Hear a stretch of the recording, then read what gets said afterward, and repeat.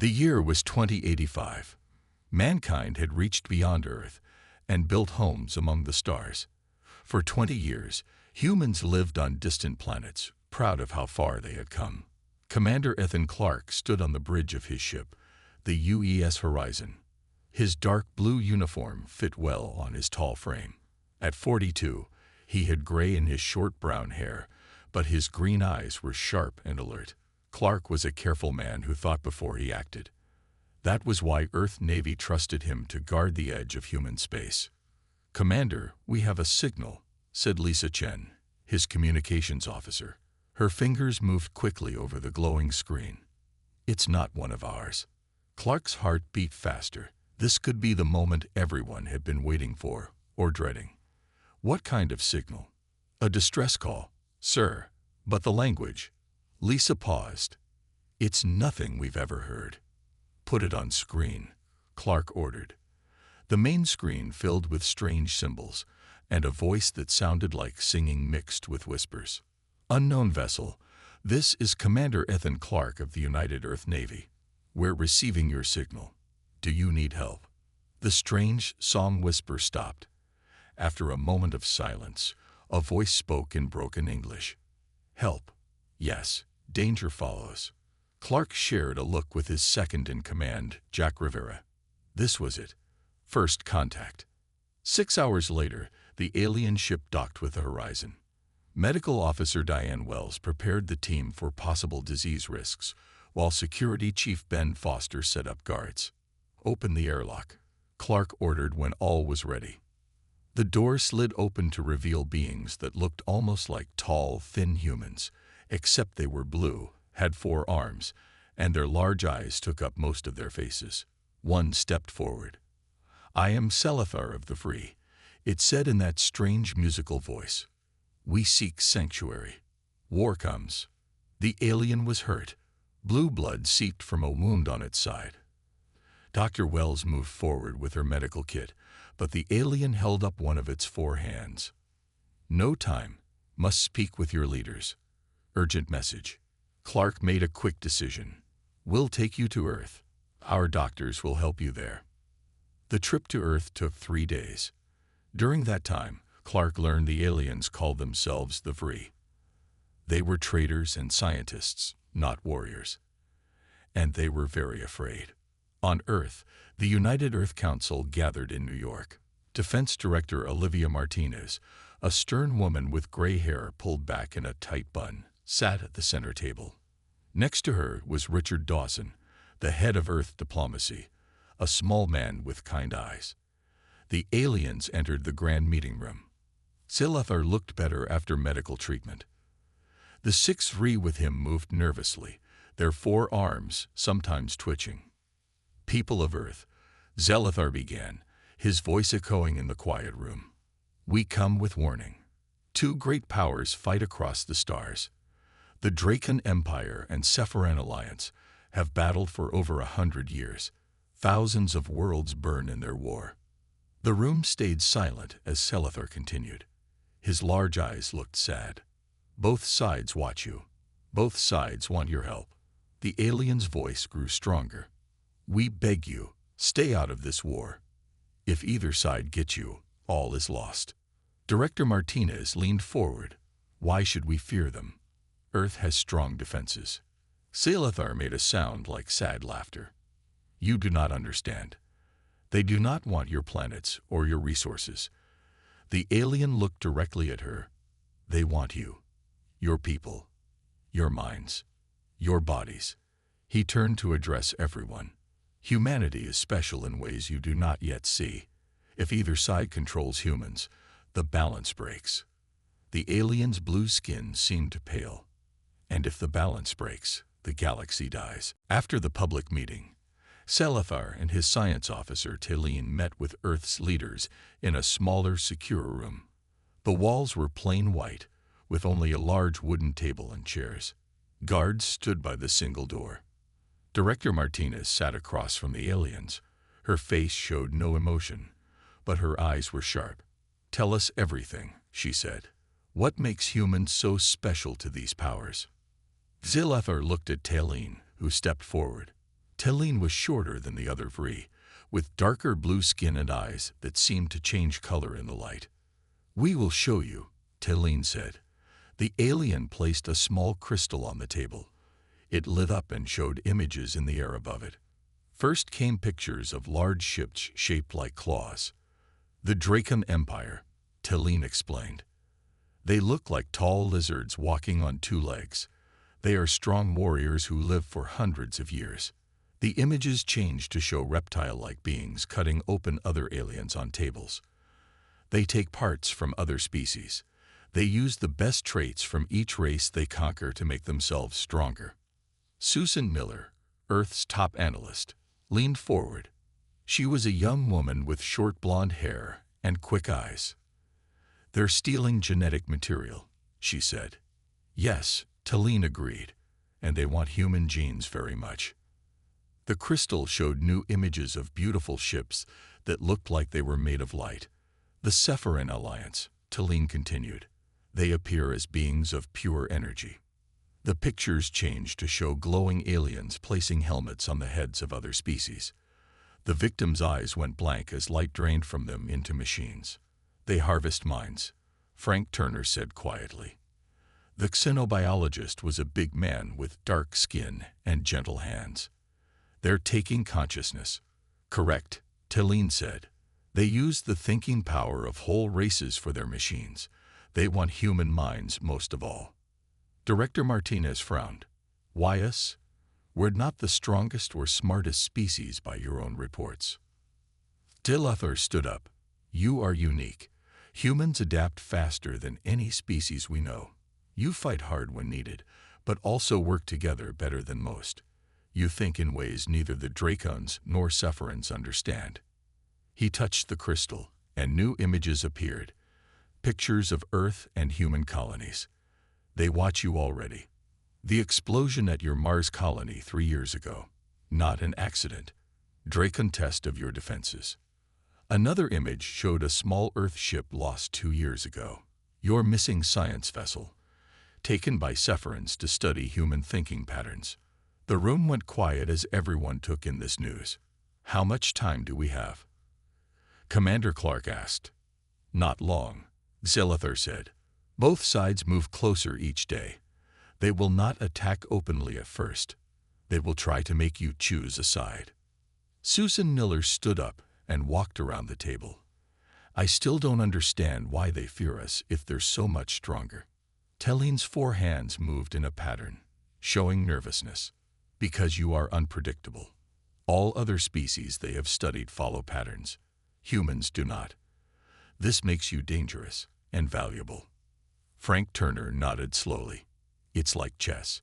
If you can't predict your opponent's next move, they become much harder to beat."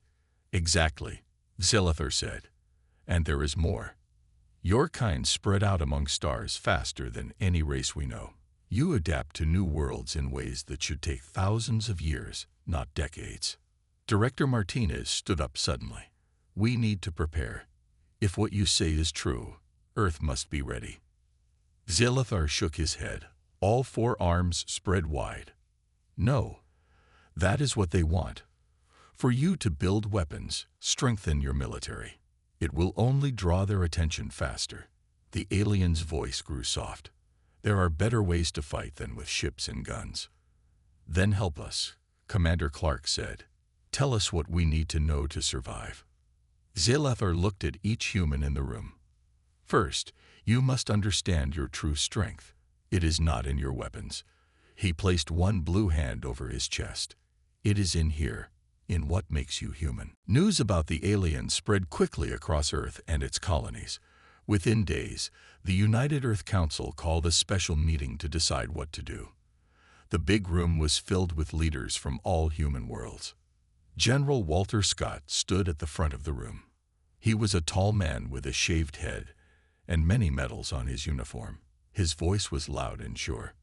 "We must prepare for war," he said, hitting the table with his fist. "Build more ships. Train more soldiers. These aliens, both the Vree and the others, cannot be trusted."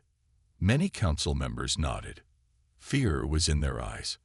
Patricia Green stood next. She was the head of Earth's peace office, a slim woman with gray hair and a calm voice. "That is exactly what we should not do," she said. "If these powerful aliens are watching us, building weapons will only make them attack sooner." She walked to the center of the room. "We should declare our neutrality, pull back our ships, keep to ourselves, and hope they leave us alone." More council members nodded at her words too. The room was split. Then Greg Baker, the richest man on Mars and owner of many space companies, took the floor. He was short with a big smile that didn't reach his eyes. "Friends, both sides missed the chance here," he said smoothly. "These two alien groups are fighting each other, not us. We can trade with both, sell to both, and become rich while they destroy each other." This caused loud talking from all sides. Some liked this plan. Others thought it was too dangerous. Meanwhile, on the Mars colony, Governor Alan White didn't wait for Earth to decide. He called his own meeting. "Earth talks while danger comes closer," he told the Mars Council. "We will build our own defenses. Mars must protect itself." Back on Earth, Commander Clark watched all this with worry. He stood in a quiet corner with Susan Miller and Frank Turner. "They're all missing the point," Susan said quietly. "The Vree warned us that staying out of the war may not be possible." Frank nodded. "Both sides want something from us. They won't just go away if we ask nicely." A young officer ran up to them. "Commander, we've spotted ships at the edge of our space. 2 different kinds, watching each other and us." Clark's face turned grim. "It's already starting. The scouts are here." In the main meeting, the arguing continued. Director Martinez tried to keep order, but the fear in the room was too strong.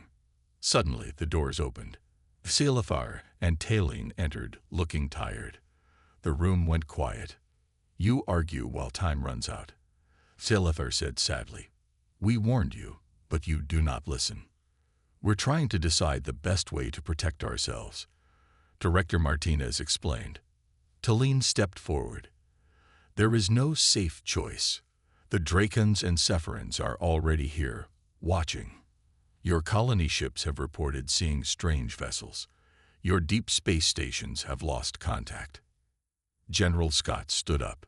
"You see, they're already attacking. We must fight." "No." Silafar's voice was sharp. "They are testing you, studying you. The real attack has not begun."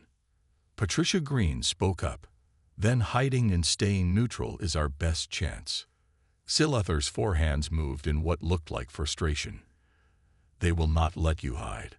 They want what you have." "And what exactly is that?" Greg Baker asked with narrow eyes. "What makes humans so special?" Silathar and Talene looked at each other for a long moment. Finally, Talene spoke. "We have studied your history. Most species follow one path. Either they work together perfectly like the Sepharans, or they fight among themselves like the Dracons. Humans do both. You fight and cooperate. You destroy and create. You are organized yet unpredictable." The alien's large eyes swept across the room. "This makes you dangerous and very, very valuable." As if to prove the point, alarm suddenly rang through the building. A voice came over the speakers. "Alert! Unknown vessels have entered Earth orbit. 2 different types. They are hailing us on all channels." Silathar's blue skin seemed to pale. "They are here. And now you must choose." 1 week after the alien ships arrived in Earth orbit, the United Earth Council met the first visitors. Security Chief Paul Jackson stood at the door of the meeting room, watching everyone with careful eyes. He was a strong man with dark skin and a face that showed little emotion. Beside him stood Linda Hughes, Earth's best language expert. She was shorter than Paul, with red hair tied back and quick, smart eyes. "Remember," she whispered to Paul, "show no fear. They can sense it." The doors opened, and 3 tall beings walked in. They stood over 7 feet tall with scales covering their bodies. Their heads looked like those of large lizards, with sharp teeth showing when they spoke. They wore armor that seemed to move like it was alive. The leader stepped forward. I am Kreshvar, voice of the mighty Draken Empire. His voice was deep and rumbled like thunder. We come to offer humans our protection and friendship. Director Martinez nodded politely. We welcome you to Earth. Why do you think we need protection?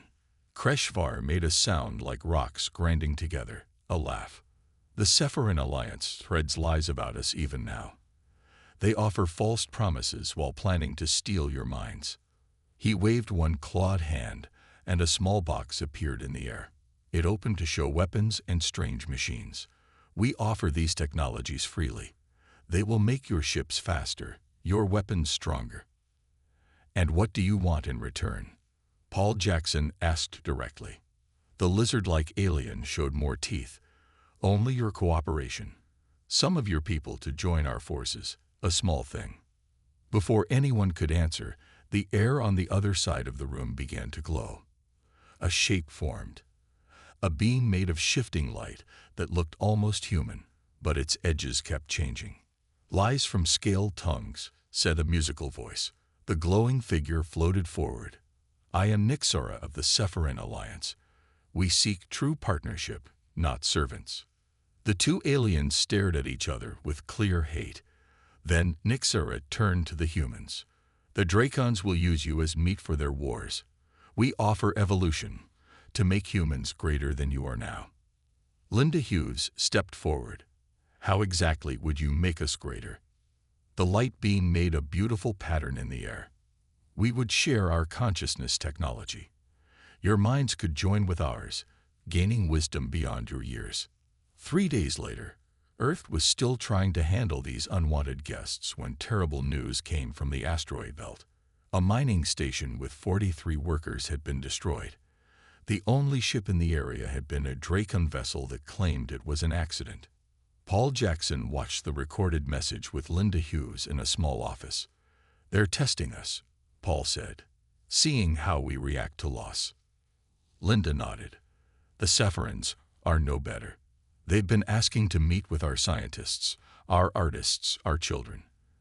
They want to see how we think.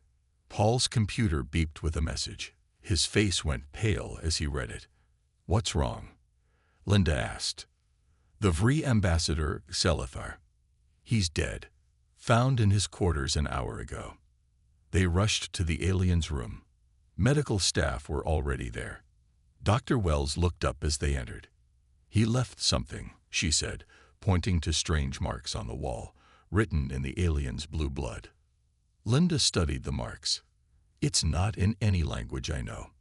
Frank Turner, who had been studying the Vri, came into the room. He looked at the marks and shook his head. It's not language. It's DNA code. He scanned it with his tablet. It's a message hidden in genetic sequence. They waited as his computer translated. Finally, Frank read the message aloud, his voice shaking. They will use you until nothing remains. Outside the window of the room, in the distance, both alien ships hung in the sky like waiting predators. The Drakon ship dark and spiked, the Sephiran vessel glowing with beautiful, deadly light. Earth had not stayed out of the war. The war had come to Earth. Earth's military was on high alert. Ships patrolled the solar system, and soldiers trained day and night. Both alien visitors waited in orbit, watching Earth and each other. In a small lab deep under the Rocky Mountains, Dr. Kevin Ross worked without stopping. He was a thin man with messy brown hair and tired eyes. For 2 weeks, he had studied the alien technology that both sides had shared. His research partner, Dr. Nancy Collins, entered the lab with 2 cups of coffee. She was older than Kevin, with streaks of gray in her black hair and glasses that sat low on her nose. Any progress? She asked, handing him a cup. Kevin nodded, too excited to sit. Look at this. He pointed to a screen showing brain scans. These are Drakon brains, these are Sephiran, and these are human. Nancy looked closely. The patterns are very different. Exactly, Kevin said. The Drakons think in straight lines, logical, direct. The Sephirans think in perfect circles, connected, sharing one mind. But humans, The human brain scans showed patterns that went in all directions, making shapes that never repeated. "We're chaotic," Nancy said softly. "Unpredictable." Kevin nodded. "That's why they want us. The Dracons want our ability to think in new ways. The Sepharans want our unique brain patterns for their hive mind." Nancy sat down, thinking. This explains why the Vree warned us.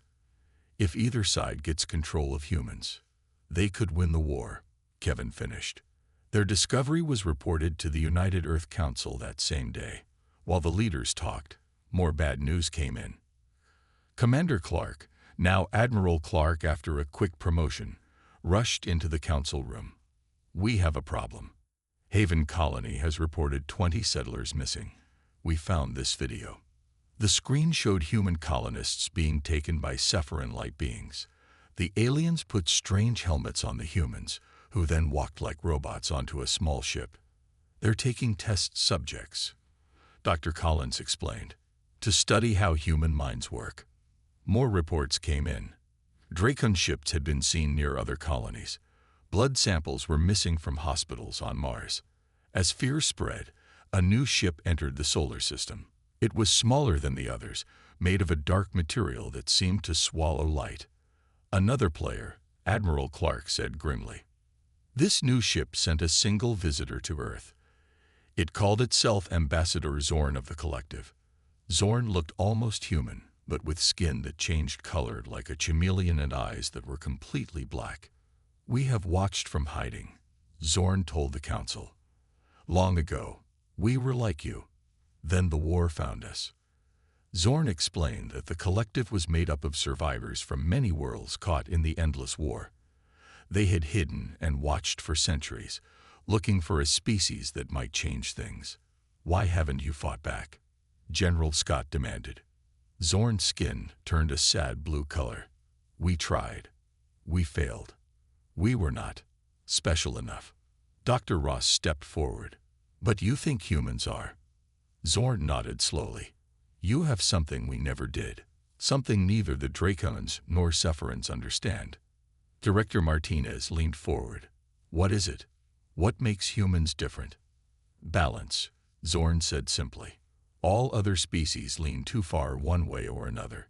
Too much order or too much chaos. Too much unity or too much individuality." The alien looked around the room. Humans somehow maintain the balance between these things. Dr. Collins suddenly stood up. "I need to check something." She rushed out with Dr. Ross following her. In the lab, she pulled up the data from Selother's DNA message. "There's more here than just the warning," she said, her fingers moving quickly over the keys. "There's genetic information." Dr. Ross looked over her shoulder. "What are you thinking?" Nancy's eyes widened as the results appeared on screen. The Vree DNA. It has human markers. Old ones, but definitely human. "That's impossible," Kevin whispered. Nancy looked up at him, her face pale with shock. Unless the Vree were once human themselves. The early warning systems rang across Earth's defense network. Admiral Ethan Clark rushed to the command center where screens showed a massive fleet appearing at the edge of the solar system. "Dracon ships," said his second-in-command Jack Rivera. "At least 50 of them." Clark looked at the largest screen. The Dracon ships were huge, dark shapes with sharp edges like claws. They moved in perfect lines toward Earth. "They're sending a message," Lisa Chen said from her communication station. The scaled face of Kreshvar appeared on screen. "People of Earth," the lizard-like alien said, "we have detected Sepharan forces moving to attack your world. We come to protect our new allies." "We never agreed to be allies," Clark said quietly. Before anyone could respond to the Dracon message, alarms sounded on the colonies. Reports flooded in from Mars, Europa, and the outer settlements. "Sir," Lisa called out, "we have attacks at all major colonies. But they're not Dracon attacks." The screens showed glowing figures moving through the colony buildings. Humans who touched them began to walk stiffly, their eyes glowing with the same light. "Sepharans," Clark said. "They had agents hidden among us all along. On Earth, Director Martinez activated Protocol Omega, the emergency plan they had developed based on the free warnings. All across Earth and the colonies, special devices were turned on. These devices had been built using both the free technology and Dr. Ross's discoveries. In space, Admiral Clark led Earth's defense fleet against the approaching Dracons. His ship, the UES Defender, was much smaller than the alien vessels. "We can't win this fight," Jack Rivera said as they watched the alien fleet approach. "We don't need to win," Clark answered. "We just need time." The Earth ships spread out in a wide formation. When the Dracons came within range, the human ships did something no military force had ever done. They'd broadcast a signal made from human brain patterns. The effect was immediate. The Dracon ships slowed, their communications becoming confused. "It's working," Lisa shouted. "Their systems can't process our thought patterns." Back on Earth, Dr. Ross and Dr. Collins worked with the few remaining Vree and Ambassador Zorn in a protected bunker deep underground. They watched screens showing the space battle and the colony attacks. "The confusion effect won't last long," Zorn warned. "Both sides will adapt." Dr. Collins nodded. "We don't need long. Just enough time to understand what Selithar was trying to tell us." She pointed to new DNA results on her screen. "The Vree DNA shows they evolved from humans, but the timeline is impossible. These changes would take millions of years." Ambassador Zorn's skin changed to a deep purple color. "Unless," the aliens started. "Unless they're from the future," Dr. Ross finished. "They traveled back in time through some kind of temporal anomaly." Nancy nodded. "That's why they knew so much about us. They are us. Humans who escaped the war and somehow came back to warn their ancestors." As they worked, the battle in space grew worse. The Dracons had recovered from the confusion and were pressing their attack. The Earth fleet was taking heavy damage. In the colonies, the Sepharans had taken control of key systems. Their glowing forms moved through the streets, touching humans who then joined them in a mindless march. Admiral Clark's voice came through on the emergency channel. "We can't hold them much longer. Whatever you're doing down there, do it fast." Dr. Ross looked at the complex equipment they had built. If the Vree are future humans, then they must have found a way to stop this war. There must be something in Selithar's final message we're missing.